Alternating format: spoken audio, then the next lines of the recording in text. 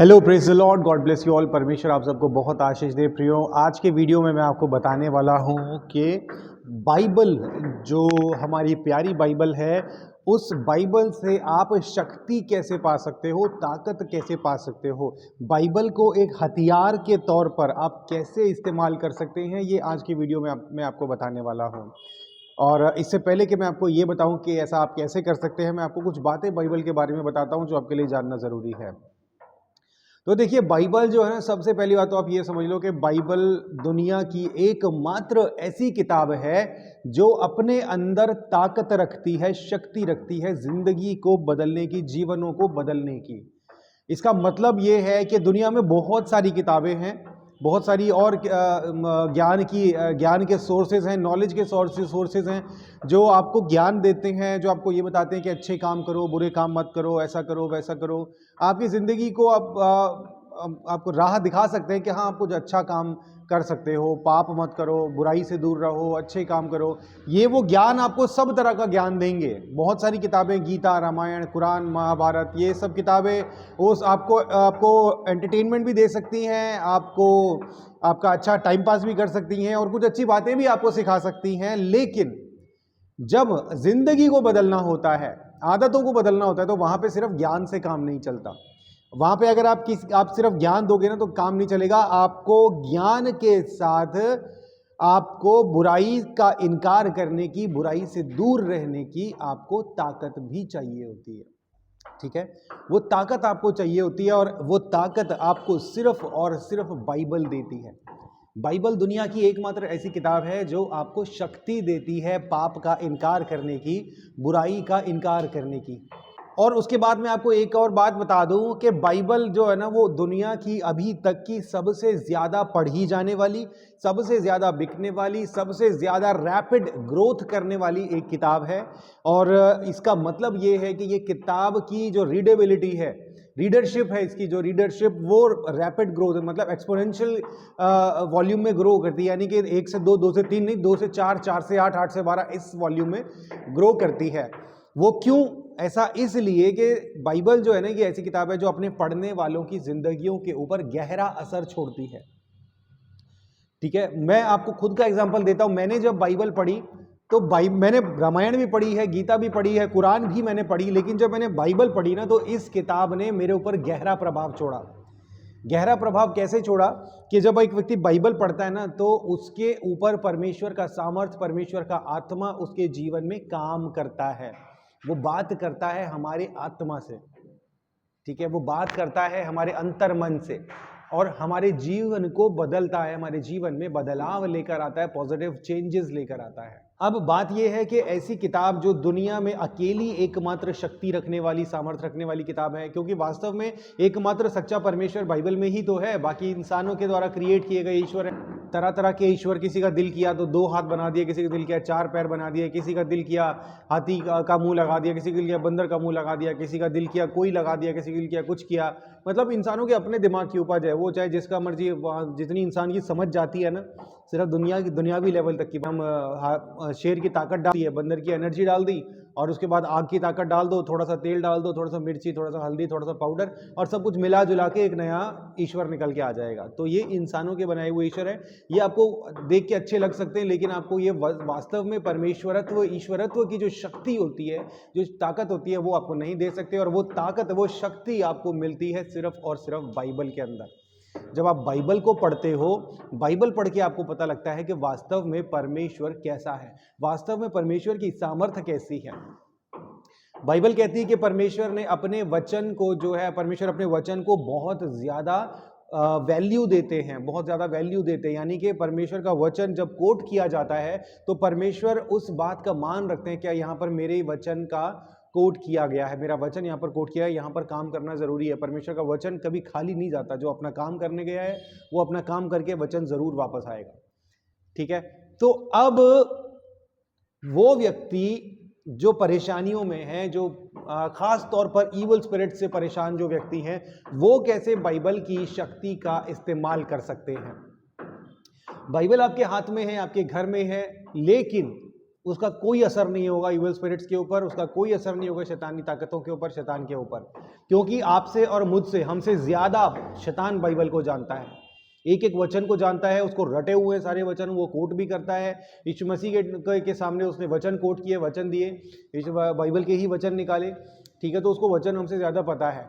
Bible आपके हाथ में रखी हुई ताकत नहीं देगी, बाइबल आपके घर की अलमारी पे रखी हुई ताकत नहीं देगी। बाइबल आपको ताकत देगी जब बाइबल आपके दिल के अंदर होगी, जब बाइबल आपके मन के अंदर होगी, बाइबल आपकी बात में होगी, बाइबल आपके सपनों में होगी, हर जगह बाइबल होगी। तो जैसे जैसे आपके जीवन में बाइबल आपके जीवन का एक हिस्सा, आपके शरीर का एक हिस्सा बनती जाएगी, वैसे वैसे बाइबल आपके लिए सामर्थ्य देती जाएगी, आपको सामर्थ्य रिलीज करती जाएगी। आप अपने हाथ में बाइबल रखो, किसी दुष्टात्माग्रस्त व्यक्ति को आप बाइबल दिखाओ, यीशु मसीह के नाम से, ये परमेश्वर का वचन है, मैं तुझे इससे बांधती हूँ, वचन से तुझे काटती हूँ। आप, ये इफेक्टिव है, लेकिन सिर्फ तब जब आपके अंदर वचन है। अगर आपके अंदर वचन है, उसके बाद आप उसकी पावर को इस्तेमाल कर रहे हो, उसके बाद आप उसकी पावर शैतान को दिखा रहे हो, तो शैतान को उससे फर्क पड़ेगा, वो डरेगा भी, भागेगा भी। लेकिन आपके अंदर बाइबल नहीं है, लेकिन आप सिर्फ बाइबल को दिखा रहे हो कि ये देखो बाइबल है, तो आप, शैतान बोलेगा तुमसे ज़्यादा बाइबल तो मैं जानता हूँ, तुम क्या मुझे बाइबल दिखा रहे हो। तो आपके जहन में, आपकी सोच में, आपके दिल में बाइबल होनी चाहिए, और बाइबल को, जो बाइबल का आदर है, जो रेवरेंस है, वो आपको देना होगा। जब बाइबल का रिक्वायर्ड रेवरेंस आप बाइबल को दोगे, वो आदर आप बाइबल को दोगे, तभी बाइबल की शक्ति, बाइबल की सामर्थ आपके जीवन में रिलीज होकर काम करेगी। इसका मतलब क्या है? इसका मतलब ये है कि फर्ज कीजिए आपने एक आयत ली बाइबल की, और उस आयत को आप कोट करने लग गए कि इस आयत के अनुसार ये काम हो जाए, इस आयत के अनुसार ये काम हो जाए, ठीक है। तो वो आयत जो है वो आपके सिर्फ मुंह से बोलने से एक्टिवेट नहीं होगी, वो पर्टिकुलर वर्ड्स जो है वो सिर्फ आपके मुंह से बार बार बोलने से वो काम नहीं करेगी, लेकिन जब आप उस आयत को अपने दिल में रखोगे, तब वो आपके जीवन में एक्टिवेट होगी। आपको ये मानना है कि जो परमेश्वर का जो मेरे मुंह से शब्द निकल रहे हैं, वो जीवित परमेश्वर के वचन है, और जब मैं बोल रहा हूं तो ये इतना सामर्थी है, इतना सामर्थी है कि जब मेरे मुंह से निकल रहा है, जब मेरे मुंह से मैं इसकी घोषणा कर रहा हूं या कर रही हूं, प्रोक्लेम कर रहा हूं, तो ये काम करेगा, ये काम करेगा। अगर आप बाइबल को, जो उसका रिक्वायर्ड रेवरेंस है, जो उसका आदर है, जो सम्मान है, वो आप नहीं देंगे, तो बाइबल और बाइबल की आयतें और बाइबल के वचन आपके जीवन में कार्यकारी नहीं होंगे। ये भी वैल्यू रखता है कि आप अपनी बाइबल को कैसे ट्रीट करते हो, आपकी बाइबल कैसे रखी हुई है, आपकी बाइबल को आपने कैसे रखा है, ठीक है। अगर आप अपनी बाइबल को अपने दिल पे, अपने सीने पर रखकर सोते हो, और अपनी बाइबल को ऐसे देखते हो कि आपकी बाइबल जो है ना वो आपकी जिंदगी का हिस्सा है, आपकी बाइबल के बिना आप कुछ भी नहीं हो, और ये मान के इसके बाद आप वचन को, जो है वचन को भी अपने अंदर रख रहे हो, जैसे बाइबल आपने अपनी छाती पर रखी है, वैसे ही उसका एक एक वचन आपके अंदर है। दाऊद कहता है कि तेरा वचन मैंने अपने हृदय में रख लिया है, रख छोड़ा है ना। तो यानी कि आप ये समझिए कि बाइबल एक तो आपके दिल के पास होनी चाहिए, और दूसरा उसके वचन आपकी आत्मा में भरे हुए होने चाहिए। खा जाओ बाइबल को, पूरा का पूरा चबा जाओ, अपना पेट भर लो, अपना मन भर लो, अपनी आत्मा भर लो, पूरा का पूरा। हर एक व्यक्ति को कम से कम जीवन में एक बार पूरी बाइबल, पूरी की पूरी बाइबल पढ़ना जरूरी है, new testament, old testament complete. समझ आए या ना आए वो अलग बात है। आपको जब बाइबल पढ़ोगे उसमें से आपको 40% चीज़ें समझ में आएंगी पहली बार पढ़ोगे, और 60% चीज़ें आपके ऊपर से निकल जाएंगी, लेकिन वो 40% चीज़ें भी आपने तब कलेक्ट करी जब आपने पूरी बाइबल पढ़ी। अगर आप ये कि मुझे समझ तो आनी नहीं, मैं पढ़ूँ क्या, तो उस चक्कर में आप पढ़ोगे नहीं, तो वो 40% भी आप कलेक्ट नहीं कर पाओगे। और बाइबल की एक खासियत है, जब आप उसको एक बार से दूसरी बार पढ़ते हो ना, तो चीज़ें खुद ब खुद आपको समझ में आने लग जाती हैं, क्योंकि पवित्र आत्मा आपको समझाता है। तो बाइबल को पढ़ना है, उसके वचन, खास तौर पर भजन संहिता हो गया, और नीति वचन हो गया, और जो पत्रियां हैं, पौलुस की पत्रियां, पतरस की पत्रियां, ये पत्रियां जो हैं, इनको आप जितना हो सके उनको रिपीटेडली पढ़ोगे ना, तो ये वचन आपके दिल में रहेंगे, आपके दिल में रह के ये काम करेंगे। अब लोग, जो मैंने देखा है दुष्ट आत्माओं से ग्रसित व्यक्ति हैं, वो क्या करते हैं, जब उनको, या बीमार व्यक्ति हैं जो बीमार भी होते हैं, जब उनको बीमारी होती है, जब कोई दर्द होता है, जब कोई दुख होता है, परेशानी होती है, वो बाइबल खोल के सोचते हैं यार चलो हाँ बाइबल पढ़ ले, खोलते हैं, एक आधा पेज पढ़ते हैं, 2 4 5 आयत पढ़ते हैं, एक आधा चैप्टर पढ़ते हैं, और उसके बाद प्रभु धन्यवाद, आज का काम पूरा हो गया, प्रभु आज मुझे आशीष देना, मैंने आपका वचन पढ़ा है, ठीक है। ये वाली चीज करने से आपके जीवन में छुटकारा रिलीज नहीं होगा, बाइबल की सामर्थ्य रिलीज नहीं होगी, याद रखना। जिम्मेदारी के साथ आपको बाइबल पढ़नी है, और इसके वचन अपने दिल में रख लेने हैं। तो बाइबल का जैसे जैसे ज्ञान आपके अंदर बढ़ता जाएगा ना, वैसे वैसे इवल स्पिरिट्स आपके अंदर से निकलती जाएंगी, आप आज़ाद होते जाओगे। इसलिए ज़रूरी है कि बाइबल का ज्ञान अपने अंदर आप बढ़ाते रहिए, स्टडी कीजिए। एक स्टडी बाइबल हमारे पास है जिसकी पिक्चर और जिसका लिंक जो है डिस्क्रिप्शन में मौजूद है।